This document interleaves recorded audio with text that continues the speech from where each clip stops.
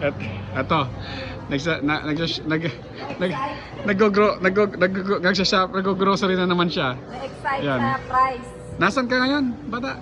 Indian place. Nasa Indian Mall siya. I mean kami pala nasa Indian Mall kami. Ayan. So, kami lang siguro ang Pilipino rito. Siguro kami lang ibang lahi dito. Lahat sila Watch out. lahat sila Indian. Kami lang iba. Ayan. Saan pupunta hoy?